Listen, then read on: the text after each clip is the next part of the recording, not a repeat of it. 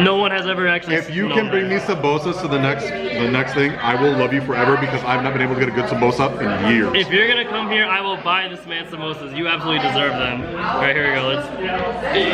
I just made like the bomb ass, most awesome Cora. So this is Joseph. Yep, Joe. He does palm readings, and so far you're the only person outside my family who's ever been able to guess the age at which certain events happen. There's no possible, I don't know him, there's no way you could have guessed the ages to this range. So whatever you're doing, it's working. Like, did you want me to repeat it for your people? Yeah, go for it. Cause before the age of 7, major life-altering event, probably early childhood illness, possible death situation. About the age of 11 or 12, another life-fracturing event, and then from 14-ish up to about 19, closer to 20, not 16, 17, definitely past that.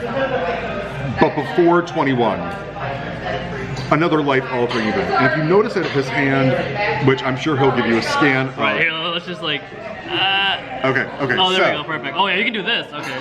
So, you'll notice that in his palm, here where the headline and lifeline are, with the love line, there is a simian line that connects these all together here in the top, which shows a life devoted to love and towards a passion of taking care of others. Whereas the fracturing of the lifeline and the headline together shows that at early childhood he's had major life-altering events that have actually given him multiple lifelines, almost as if he's had multiple timelines he's trying to live all at once. His wisdom line is very faint, but you can clearly see indentations here in communication, here in education, over here into the sciences, building, engineering. You'd be able to do things like very good with mathematics up here, up and through here, fine detail motor skill work. And then if you notice around here on the Mound of the Moon, the Mound of the Moon, right here is your subconscious thought. This here is your Mound of Pluto, Mercury, Venus, Jupiter, Mars, and the Sun, according to the Romney traditions. So Venus is your personal shortcomings, Mercury is your communication, Venus is your love, and Jupiter is your strength. Emotional well-being here in Mars. Moon is your subconscious. The amount of the Sun, this the fleshy, meaty section, is your conscious thought. Love line, wisdom line, lifeline, headline. Now, as I was saying, strange dreams and deja vu often over and through here. He's always the same person, much like one of our other comedians here who do that. Fuck, I knew that was gonna happen. Why didn't I listen to myself all the fucking time? Then, now this one I find interesting. You said that your grandfather is very spiritual, esoteric. Very, very much. But you're Hindu. Hindu. Yeah. Okay, you are Hindu. Yeah. So, with that, have you ever done anything in a ritual or religious ceremony that left you with an impression of like deities, godhood, vision, something of that nature? Because you have 3 clairvoyant lines right here. And those are usually reserved for somebody who's either extraordinarily spiritual or somebody who has very, I don't want to say esoteric tendencies, but somebody who's very sensitive. So this would be where, like, if your grandfather ever made you know, go to a temple or into a ceremony or one of the holy days, and like you thought you saw Shiva or something of that nature. Not at once. Like, I mean, yeah, like I go to a temple. I used to go like all the time, but I'll tell you this without sounding creepy about it. There's no way in hell anyone can convince me that like there's been too many instances in my life. I'm an engineer by trade, so if I don't have scientific proof, I don't believe nothing. Okay, but there've been enough instances in my life where I can say with absolute confidence, like when someone dies, they're not gone. I can promise with everything in my life, like look, on my job, I'm trying to do science and real work. When someone dies, they're not gone. I'll tell you that. This would also be the bumps in the night, where you wake up feeling there's somebody in the room, washing your hair. Well, if you had hair, yeah. You're washing your hair, feeling like there's somebody, you know, calling your name in the next room, things of that nature. Same thing. And they're called clairvoyant lines. But like for me, you'll notice that I have several of them, all very tight knit together. You have 3 very deep ones that crosshatch in an M shape. That's usually representative of somebody who is, I wouldn't say psychic, that's not even a word I particularly care for, but it's definitely somebody who's very sensitive to spirituality, which may be why your grandfather tried to impress upon you religion and spirituality, noticing that you are a very spiritually sensitive person. I can tell you some stories that no one would believe. So can I. Yeah. So. But I've never told anyone yet. I don't usually do these things. The only reason is that you're pretty good at this for someone I just met tonight at a comedy show. You have a really bad tendency of bottling things up. Oh yeah. No, I mean, it's called a bitch streak. That's literally what it's called. You bottle things up until you burst. Yes, I'm working on that actually. Absolutely. That's a common thing. It's not like a... No, not like this. Not like this. Okay. You do this shit like a woman. You bring that shit up 6 months later. And not only that, but while you are working on it, which is, you can tell that it's starting to pull in, it also tells me that you also have a very hard time in forgiving people. You can say that you forgive people, but you don't really forgive people. Oh, I don't say I forgive them. I don't. And this deep indent into your mound of the sun, which should be kind of a fleshy section, tells me that in your conscious thought, you are always trying to solve everybody else's problems, but you can't get over your own. I'll disagree with you a little bit on that. Maybe my close friends, not everybody. Well, no, but I'm saying you are over and through here. I'll point out things. These are self-deprecation lines. Okay. Each line represents you giving more than what you can adequately or appropriately give without overexerting or overextending yourself. Okay. You have 3 of them. It's not normal to have 1. Oh, great! I have 3. Okay. Now, part of this here is that cross shape here. Looks kind of like a sword, a savior's lance or champion's sword. It represents being the backbone for others. You're the person that inspires them to fight for themselves. You're that friend that will say, hold my earrings while we fuck this bitch up. So, with that, your self-deprecation line, you put yourself in situations that maybe you don't even belong in, just to try and give people a pep talk and be like, no, don't fucking take that shit. And that's really important because it's integral to your character. And your mound of Jupiter, it's saying your strength is that you are other people's strength. I mean, that's pretty intense. I'm pretty impressed. Yeah, keep going. Hyper analytical, way high anxiety, like OCD level perfectionism. Used to, not so much anymore. Communication, pretty straightforward. Tendency of putting your foot in your mouth. I find this interesting. All right, so little lesson.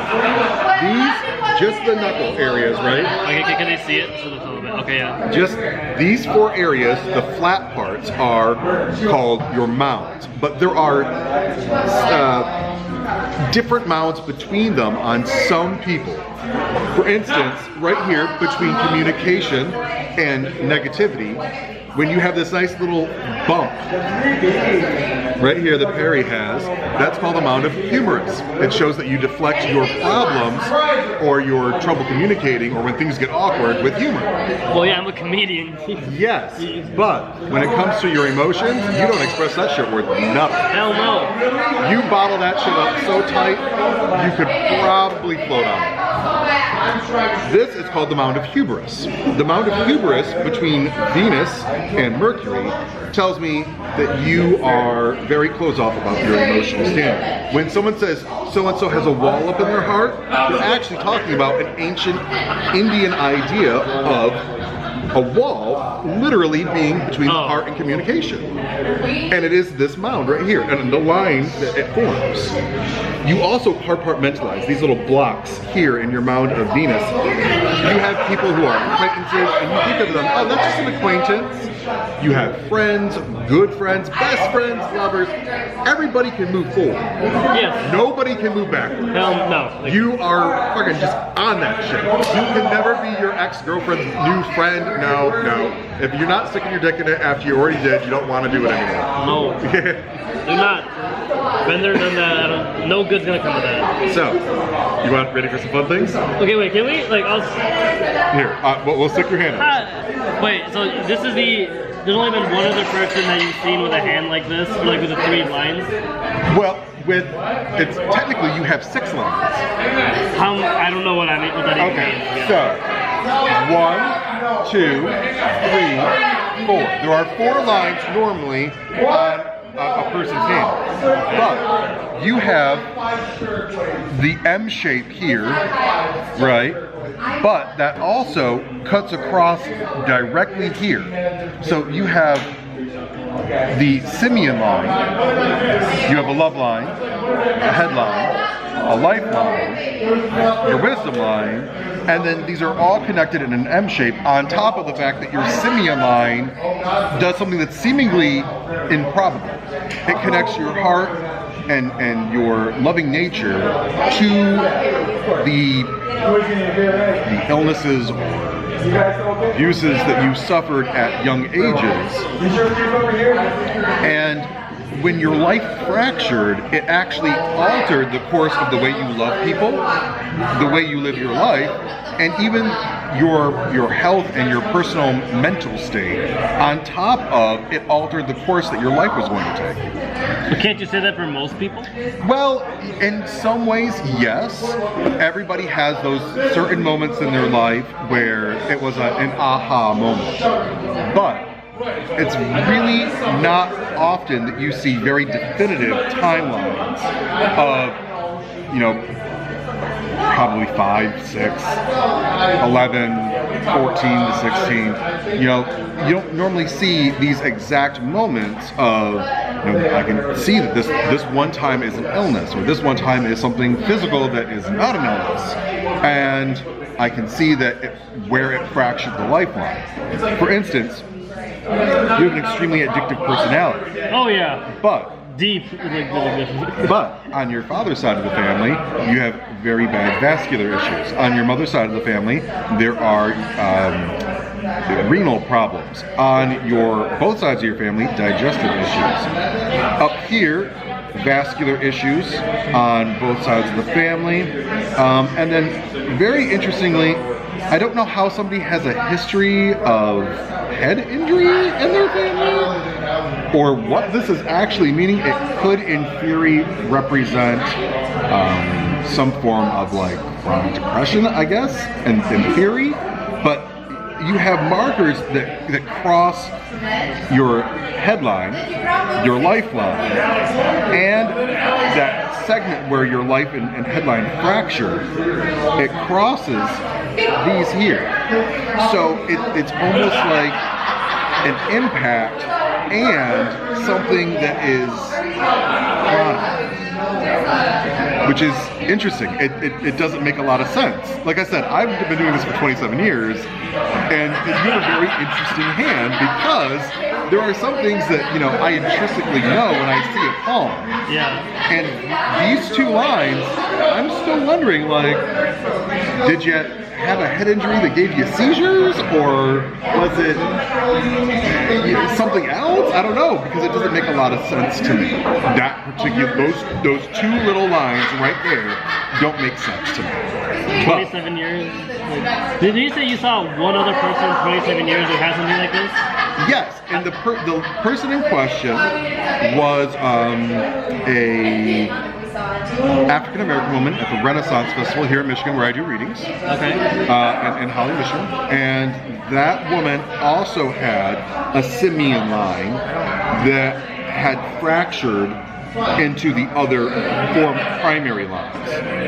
And it was very interesting for her. She had had multiple near-death experiences. She had gotten into a car accident, she had drowned as a child, and then she had had cancer and survived late stage 4 cancer and just went into remission. Nobody knows why. That lady's not leaving this earth. She's here to stay. And so it was like, and I pointed out the age ranges for these, and she's like, I drowned when I was 6 years old, and I was in a car accident at 18, and at 36 I was diagnosed with cancer, and then I beat it, and nobody knows how. And so that's why I'm like, the first thing I asked was, did you die? Yeah. Like, I looked at your palm and was like, no, there's something up here. That's pretty much what a palm reading is. Okay, well, yeah, so normally I'm like a heavy skeptic for this sort of stuff. It was only that you got the ages so close that it's no longer like a, because I mean, so I'm someone who doesn't believe in this stuff, but if you can get something that accurate, like just by looking at my hand, I don't know how. Palmistry was actually one of the first forms of diagnostic medicine over 6,000 years ago. Dude, I'm Hindu as hell. You don't need to tell me that. I've been hearing this my whole life. Well, there you go. And now you can say you had a real life gypsy fortune teller read your palm. To say I'm impressed would be an understatement, because there was, okay, so this is like I was telling him earlier, is like when it comes to like certain spiritual things like this, like as like an engineer by trade, my default is to not believe it. But the reason I had like requested this was because there was, as we were talking about, there have been enough instances in my life to the point where if I tell somebody a story, I understand why they would call it BS.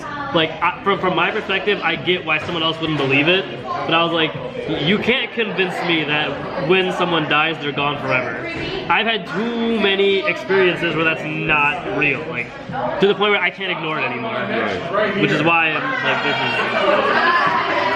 that was pretty amazing. Thank you. Yeah, I don't know how, the Braham, the Hindu style of palmistry is a little bit different than the Romani style, but a lot of the same information can be found in different parts of the same hand in the different styles. But the Romani style, that's the style that you just have. As ancient as the Punjab. Yeah, I believe you, man. Okay. So he gave me his awesome card. Let's see if we can like get a focus on the camera really good. There we go, boom.